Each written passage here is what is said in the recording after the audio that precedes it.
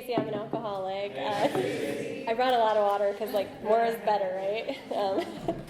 Yeah, thank you so much for that really sweet opening.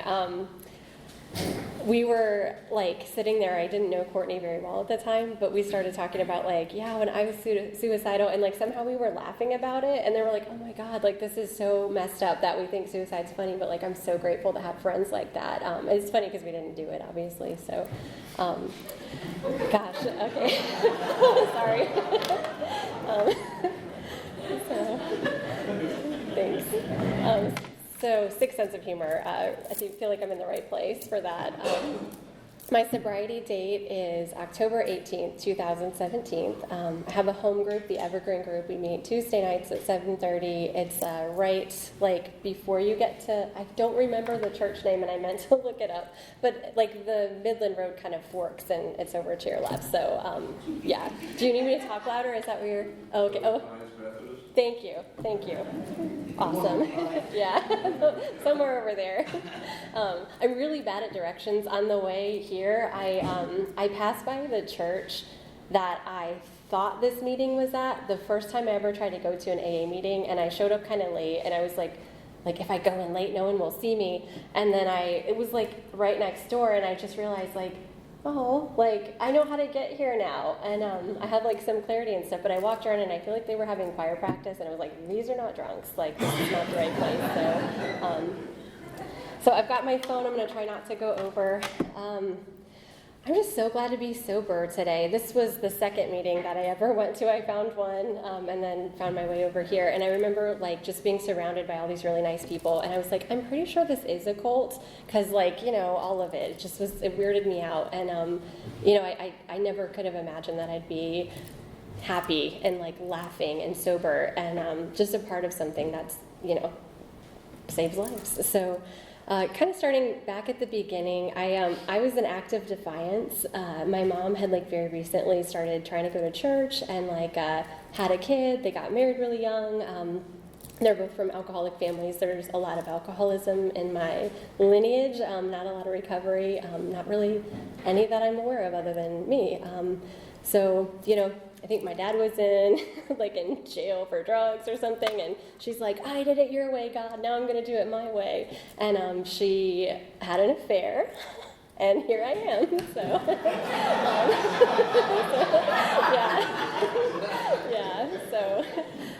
yeah, fish shaking at God is kind of where my story sort of started, I guess, in a way, too, the good part. But anyway, I don't remember my first drink. My parents liked to drink shock, and I guess when I was a toddler, I would, like, go around and, like, finish their warm leftover beers the next morning.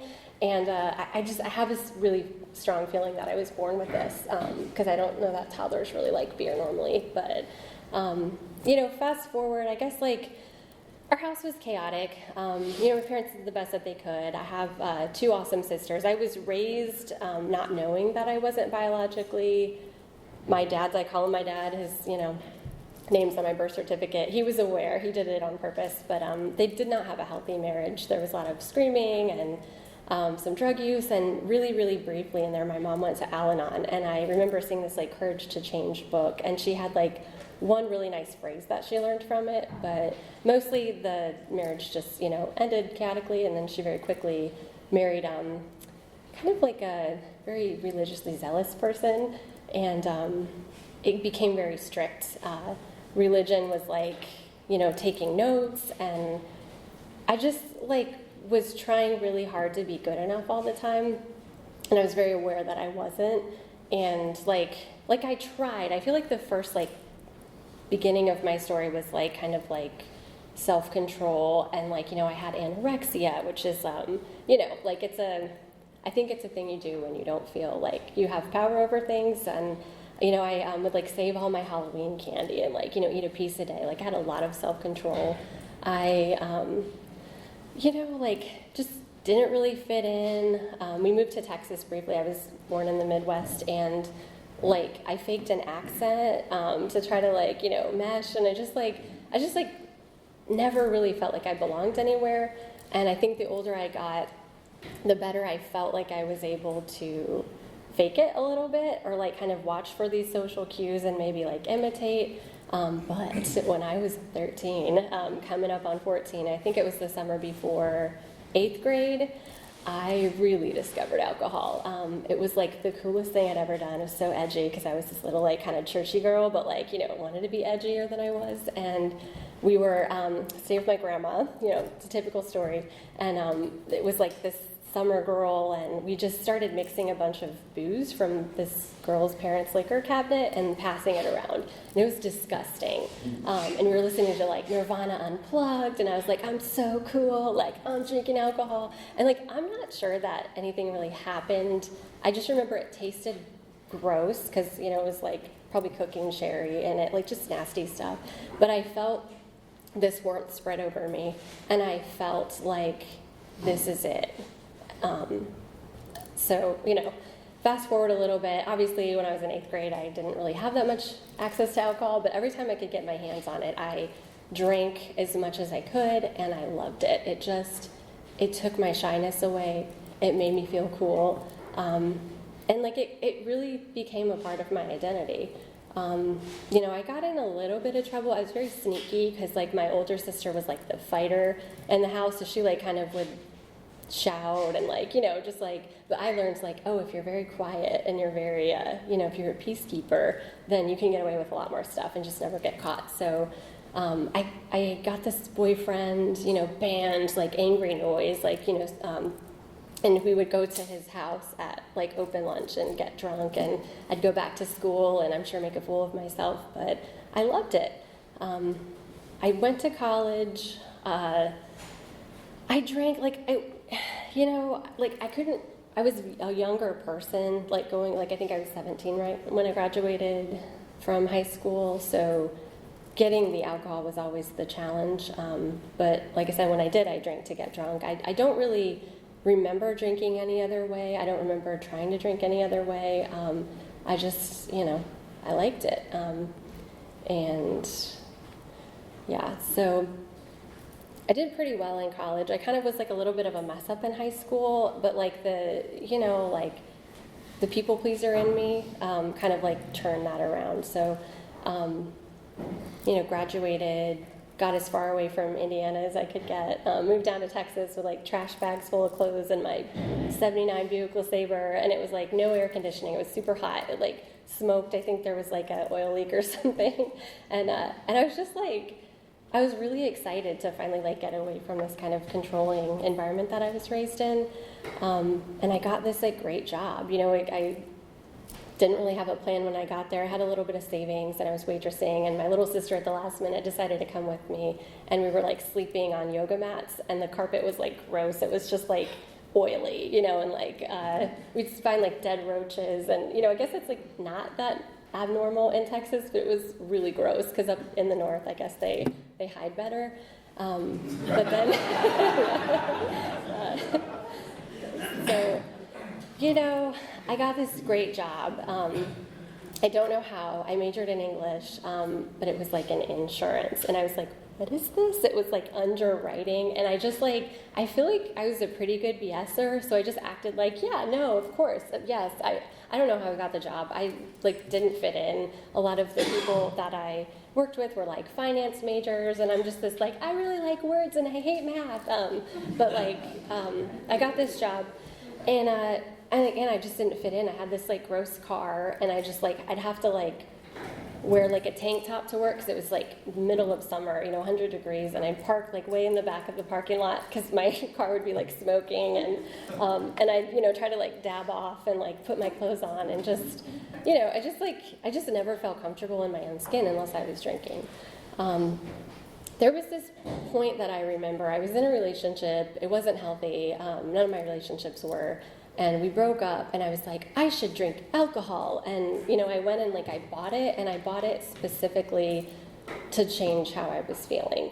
And it was probably gross, like hard lemonade or something like babyish, but I just like, I drank it on my lunch break, and then I went back to work. And I don't know that was the moment. Like I said, I feel like I drank alcoholically every time I drank.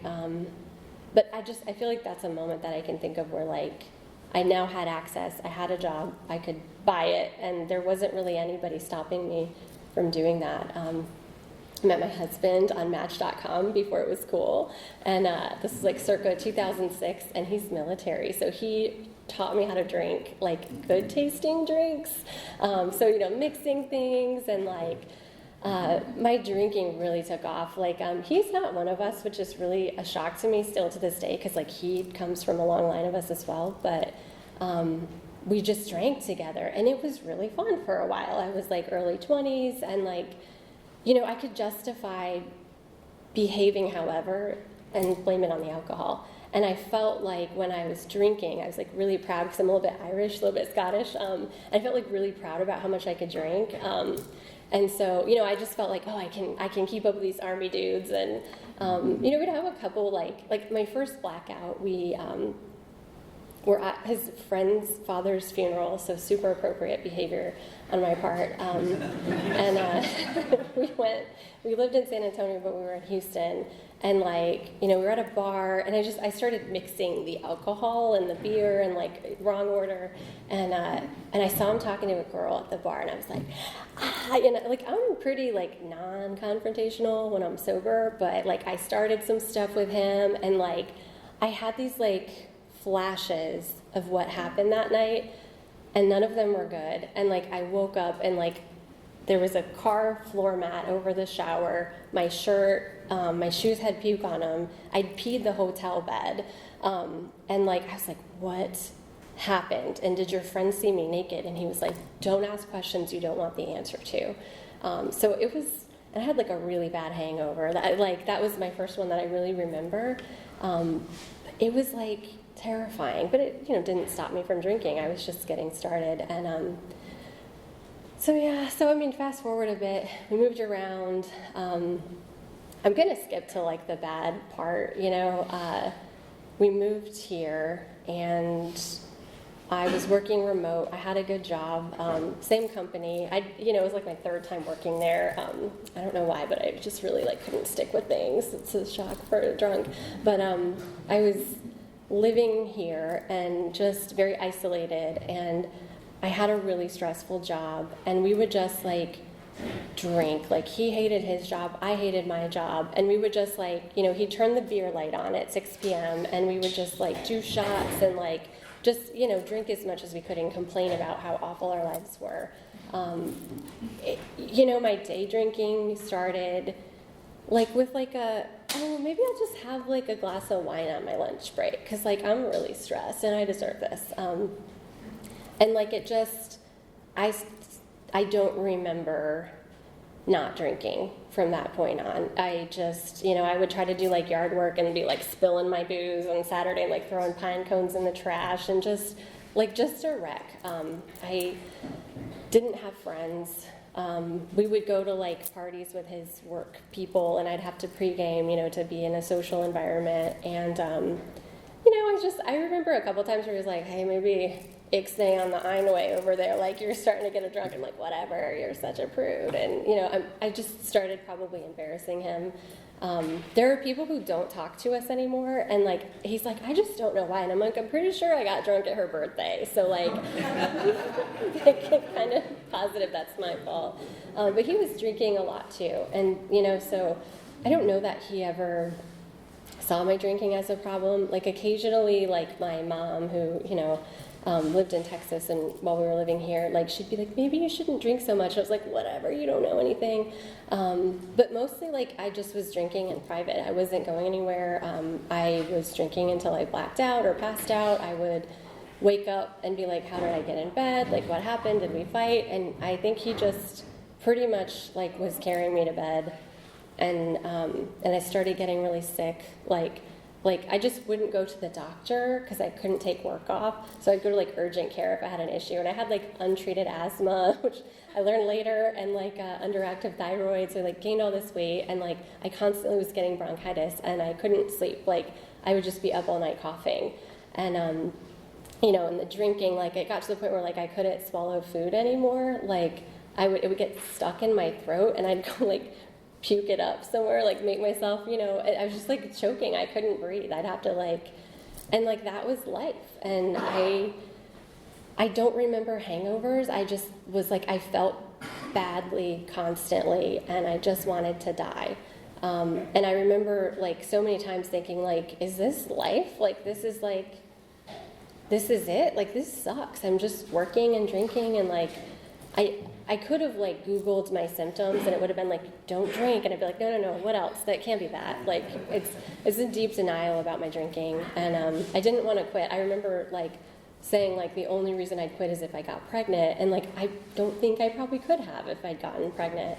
But one day this little moment happened. So I want to say it was like June of 2017, and my older sister had just had her first child, and I was going to go visit her, and she was like, yeah, I'm breastfeeding, so I'm not really drinking. And I threw up this little like prayer. I really hadn't been speaking to God. I'd been trying to hide from God, especially my parents' God, because like I knew that my life didn't look like it should look. My behavior was not like holy, and all the things I'd been taught, I was like very much like living in a different way. And I thought, can I please maybe just drink a little bit less like while I'm on this trip? And I go on this trip, and like I think I probably like white knuckled it a little bit, and then she wanted me to make like beef bolognese or something, and it had wine, so I was like, sure. And then I got drunk, and I was like I was kind of embarrassed because I'd wanted to spend time with her. We didn't really see each other that often. And then like August of that year, I think, my husband calls and he's like, get rid of all the booze. And I was like, oh my God, like, are you pranking me? Like, I don't, like, what are you talking about? And he had a health issue. Like, his liver enzymes were elevated, some medication he was taking, like, taxed your liver, and the doctor was basically like, you're gonna have a stroke, your blood pressure's crazy, like, you need to stop drinking alcohol. And I was like, it kind of sounds like your problem. Like, I don't know why I need to stop drinking alcohol. Like, I'm fine. So I had a moment, and I was kind of like, should I be with somebody who's not drinking? Because, like, I don't, like, I kind of feel like this is our love language. Like, this is, like, like why we fell in love. So, of course, I got super loaded. And, mind you, this is a work day. It's probably like a Wednesday or something. And I just had made a booze run, which was, like, the only place I would go on the weekends. I'd hit up, like, Total Wine and, like, ABC, and like I would get like they have cases of wine at Harris Teeter. They're like 20% off if you get 12, and so I always was like, I need all of this because it's on sale and I'm super frugal. And like one day I went to the store twice, and the kid, like, I'd gotten all my wine in the morning, and this kid was like, what, no wine? And I was kind of like, how dare you, young man? Like, who says that to it? Like, I was just like super offended by it, but it was like true. So I call our neighbor, like one of our drinking buddies, and she lived diagonally from us, and I'm like, hey, I'm gonna need you to take our alcohol. And she was like, what? Yeah, girl, like, come over. And she's like, you can come, and I kind of gave her a once over. She's like, you can come visit it, like, you can sneak over here and drink it. And I was like, that is such a good idea. Like, I'll have visitation. It's like an open adoption kind of thing. And so it was like an ordeal to get all of the alcohol across the street. Like, I have this like old Land Cruiser, and it took me 2 trips. And and I just like, and I stacked it up on her floor, and I was just like, honey, like, I'll be back. So, husband comes home, and he had all this sugar, and so we were just like eating sugar, and like, I don't, like, at the very end of my drinking, my only feelings that I remember were just like, oh, like, and like anger. And I don't even remember crying at the end anymore, and I'm a very like emotional person. But like we stopped drinking, and suddenly I was like rage, like everything made me mad. I was like, spattering out at my boss and like sending like mean memes, and just like that blank crazy. I told Steve I wasn't gonna curse, but just like super, super ragey. And I was like shaking, and like I did not in any way connect this to the alcohol removal. I thought I had MS, like I was Googling it, like I'm probably dying. I feel like crap anyway. Um, so eventually I started feeling better. I started sleeping better. I started losing weight. But I missed my best friend alcohol. And I was going to go on a work trip. It was like exactly 60 days. Well, it was 57 days after we stopped drinking. I had the little like NOMO like trackers on there. Still didn't think I had a problem, but I knew I was going to drink, and I knew I wasn't going to tell him. And I just couldn't wait. I was planning it with our clients. I was like, yeah, man, we're gonna, so we go to this like bring your own booze place, and we have like 2 bottles of wine, and I'm pretty sure I drank most of both of them, and I felt like crap. Like I just like went to the hotel and I like couldn't sleep, and I had all this like weird guilt, like because I had hidden it from my husband and I wasn't sure why. And I went out the next night, drank again, and like again felt like crap. And I switched like sales reps, so I went to the other one, and we went to like our biggest client, and like I'm talking to them, and it was like first thing in the morning, and I'm like I just was not feeling right, and I was like, where's your bathroom? And so I burst out of the doors, and it was like the most convoluted maze, like everything's locked and you need to like get out, stupid Dallas, building or whatever. And I finally like opened the bathroom door, and like both of the stalls were full, and I just threw up like all over the floor. And they were like, are you okay, honey? And I was like, yeah, I'm like, throwing up at my biggest clients. This is my first day sober, just so y'all know. So didn't know that was going to be that day, but I was like cleaning the puke up, and like I come out of the bathroom, and my sales rep is talking to like their owner, and she's like, I think we're going to go. And she's like, she thinks you're pregnant. I was like, perfect. That sounds like, yeah, that's definitely what's happening. And I think it was a stomach bug, but yeah, that was a pretty glorious start to my journey. I did not come to AA immediately after that. I still didn't think that I had a problem, but I did tell my husband that I drank, and he was really upset, and I was like, you were so judgy, like, how dare you tell me what to do? And he was like, it's a solidarity thing. And like that like gutted me. Like I really didn't know why I had done it. I didn't stop thinking about the alcohol, after those 2 nights of drinking, because I just like, that was my coping skill. I didn't have any other ones. And my moment of like clarity came. We were at the Outer Banks, and we were staying in this Airbnb, and it was like water on both sides, and we had just like gone to a sunrise, beach driving with the horses, and it was so pretty and so peaceful. And like on our way back, I was like, it's probably like, I don't know, 8 in the morning, 7. I was like, God, I could use a drink in my head.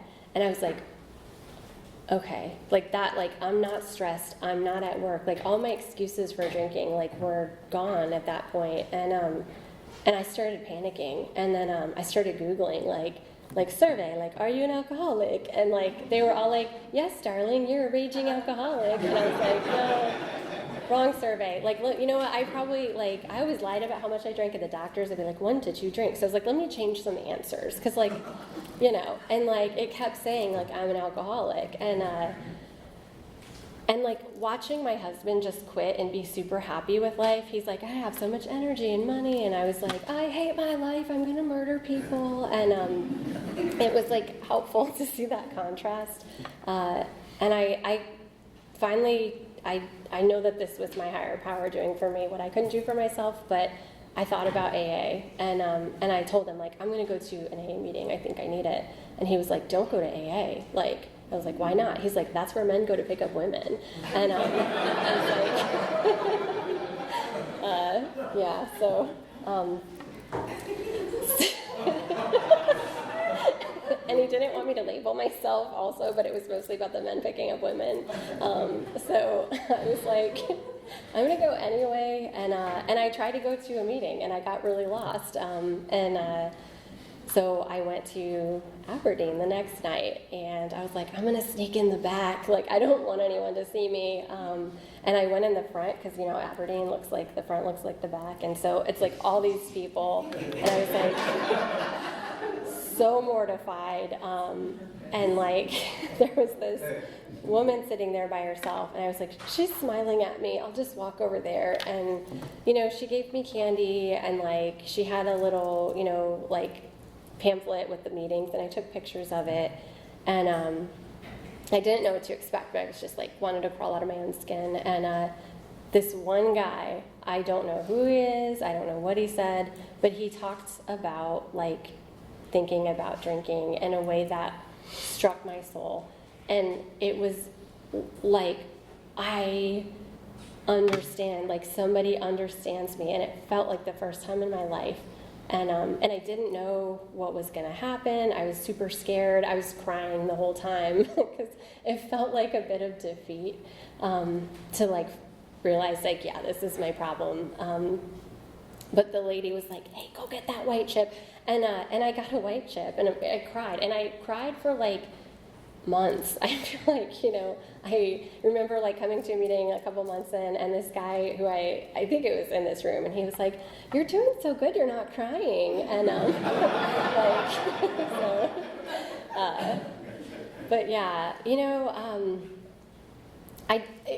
it was fuzzy, like, but suddenly I just like remember this moment. I was trying to do like some woo-woo things and get like centered and just like do things to calm down, because like my desire to stop drinking didn't immediately go away, but I started praying for it to be removed, and I'm saying this prayer that my temporary sponsor had given me about like removing, all these things. And I went into, it was like, I think it was January, and I went into this like sound bath, and I never did stuff like that when I was drinking.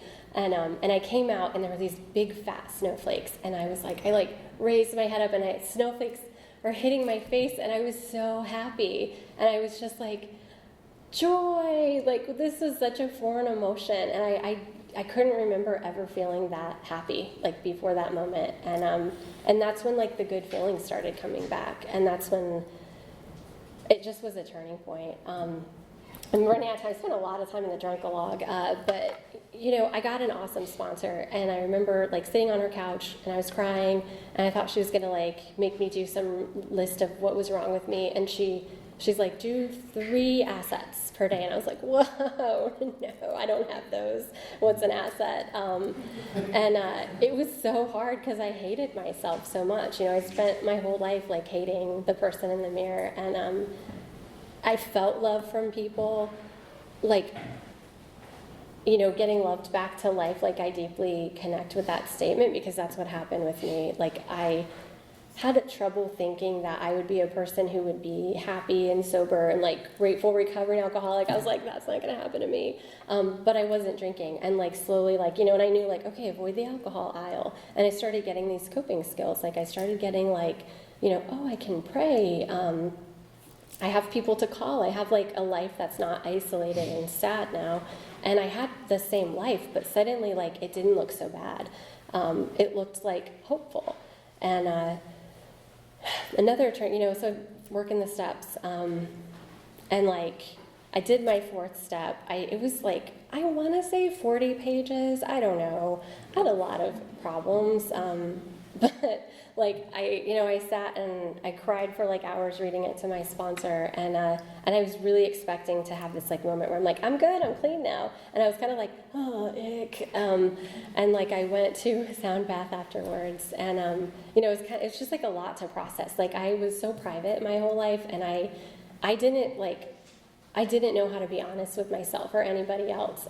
I was writing these things, and I started to realize like this narrative that I had in my head was all wrong, and that like I had a big part in a lot of the issues, like not communicating honestly with people. Like I realized like I'm the monster in all of these stories where I felt I was the victim, and it was just hard to like look at and then hard to tell another person. But I come out of the sound bath, and like it was the same day, and I like was washing my hands, and I looked in the mirror, and it was like, I don't hate this woman I'm looking back at. And I feel like that was the first time in my life I didn't hate myself. And, so, yeah, sobriety got really beautiful. I'd have like little issues that felt really big, and I had all these emotions that like I didn't know how to process. Like I kind of like it just, like some days would be like, I don't believe in God, and other days would be like I'm singing like these 1990 like Stephen Curtis Chapman songs that my mom used to play, and I'm just like, I love everything.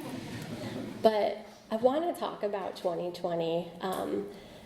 It started, I had a 14-year-old dog who was there for all my drinking escapades, and I found out she had a really big tumor, and I knew that I was going to have to make a decision, and I was so afraid to. I was like, I cannot do this. Like, I don't want to make this decision. And I talked about it in meetings. I'd seen other people stay sober through loss of their children and all these things. And somebody said in a meeting, yeah, we did this home euthanasia. And I was like, oh, I don't want I don't want this memory in my house. And I was praying. I was praying for clarity about when to do it. And I got the clarity. I scheduled it, and right up at the very last minute, she stopped taking food, and she passed in our arms, and it was so peaceful, and it was what she deserved, to just to be let go. And I just had put her through so much, being selfish and going to drink right after work, and it was so hard, but I not once thought about drinking. I walked in the woods, and I just knew I have to walk through this, and I was now I understand grief, and I just knew anything that happens to me, it helps me understand somebody else better, and no matter how far down the scale you've gone, you will see how your experience can benefit others. And then my mom called the very end of February, and she was like, I'm afraid, I need you to come get me. I can't drive myself. She's in a relationship with this man, he's my stepfather, and it just wasn't healthy. And so I was hiding her in hotels, and talking her through. I had a safe word, and I'm getting ready to fly to Texas and then drive her back, and on a Monday, it was March 1st, 2020, I got a call that my counterpart at work had ended his life, and it was devastating. I just had seen him in October, and I think he was one of us, and so I'm okay, I don't have time to process that. So I get my mom, I drive her back here, and she unloads all these family secrets and things that I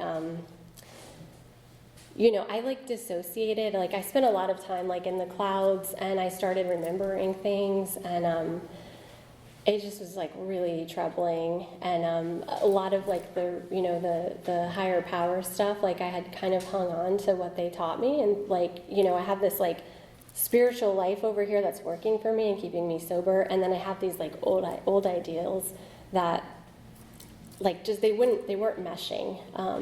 And so suddenly now I'm oh my God, I've been on the wrong side of this. There was stuff with my sister, and so she gets to my house and decides she's gonna go back home, and I'm okay. So I had a lot of trouble processing that stuff. It felt like life showing up on life's terms. The lockdowns, everything started changing. I started getting out of gratitude. I started being really pissed off that I couldn't go to my meetings, and and I wasn't doing yoga. My program just, I don't want to say it went out the window, but I was just mad. I just was mad at everything, and my grandfather passed away, and just was this mess, and I got into this really low period, and I decided I can't do this anymore. I'm going to end my life, and I had a plan, and it was a good one. But instead of doing it, I called my sponsor, and then I started going to therapy because I needed some outside help, and I'm so glad that I get to be alive today, and that it changed everything. It was really hard. There were a lot of things I wasn't doing to improve my spiritual condition, but I had this moment in the this pit of despair where I was you could drink, and I was that's gonna make you feel worse. And that was that was when I honestly think that I'd held on to some reservations because I hadn't had some of the same consequences as you all. Like, I knew I was, but I kind of but at that, I conceded to my innermost self at that point, like, I'm an alcoholic. Like, I know that alcohol is not going to help the situation. So, yeah, it was a lot of work, and I was really sad a lot. And, my husband travels for work, and he really wasn't working. And so, I had all this fear, I'm the breadwinner now. And I was just afraid a lot. And, it gets better, guys. I'm happy today. Sorry. Yeah, 5 minutes till. Yeah.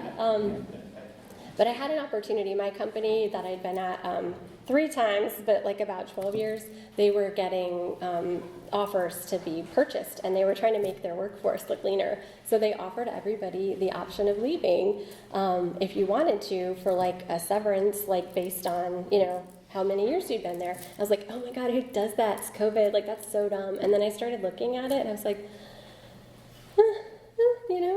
I could, So I talked with my sponsor about it. I talked with my therapist about it, and I decided to leave this job, which was the bravest and probably dumbest looking thing that I'd done in a really long time. But I knew I just had a feeling that it was the right thing for me. I had created a pretty unhealthy situation.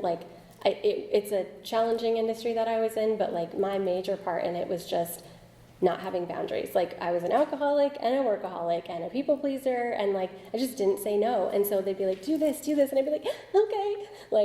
So I had created this environment that wasn't healthy for me, and I tried to do a lot of things to change it, but it just was it just wasn't working. So I'd read in, what's it came to believe? It's Drop the Rock.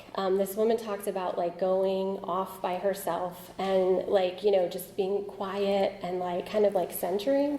And so I left the job. It was January of this year, and I went to the mountains by myself, and I hiked, and I just kind of tried to tap into the good things that I feel I had lost sight of, in 2020. I'm going to tell you one more thing. Things are good. I roller skate. I have the best sponsees. They've changed how I see life. Fundamentally, they've changed me. My sponsor used to tell me I get more out of this than you do, and I'm that's some BS. I know you're not a liar, but how can that possibly be? And she's not lying. I have just amazing people in my life. I have amazing women in my life. The guys are good too, but I just I love my women friends. And one of the things that happened last year, I have 2 awesome sisters, and we became very close after these revelations, because I have to be did this happen?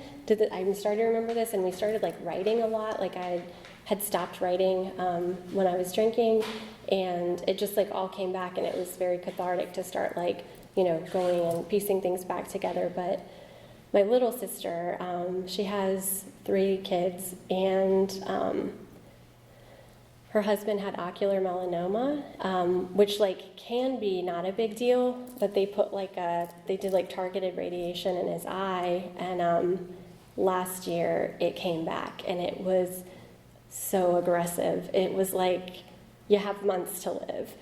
And I love my baby sister, and I was so mad at God. I was just you cannot do this to her. And to my niece and my nephews, I was mad. It wasn't good. It didn't look good. I went and I visited her, and I tried to be there for her. We talk every day. But he got into this clinical trial, and he's still alive, which is a miracle. He should not be here. And the cancer is still there, but it's doing things that I guess what I mean to say, I wanted to use this situation as a reason to hate God and to lose my faith. But what I saw it do for them is their faith grew, and they changed, and my other sister and I got to be there and be helpful, and like instead of like calling them drunk and being like a mess, like I got to be there for her. And like I said, he's still alive. And I want to pick how life goes. I want it to be really pretty and beautiful and like sunshine and butterflies and like snowflakes on my face. But like a lot of times it's just really hard and things happen. And I know though, I know that like last year was probably one of the hardest. It was my hardest sober year, but I didn't drink. But I see through everybody in these rooms that like you don't have to drink no matter what. And I know that had I picked up a glass last year, it wouldn't have improved any of the things that were happening. Instead, like I can look back on that and be really grateful for all the lessons that it taught me, and it strengthened my faith. It's changed my perception of a higher power. It's shown me that like I don't have to do it perfectly. I just have to not drink and then try to get back on track. But anyway, I guess I'm probably done.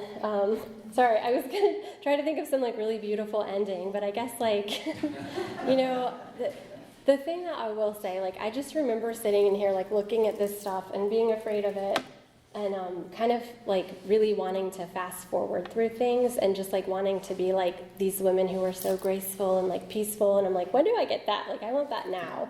But instead I was like a crying mess, and instead like I would get upset over speed bumps and just, somebody in my home group, like, and I'm sure other people have heard this, like, it's like, just trust the process, like keep coming back, don't drink, go to meetings. It's very simple. And yeah, I'm just so grateful to be here today.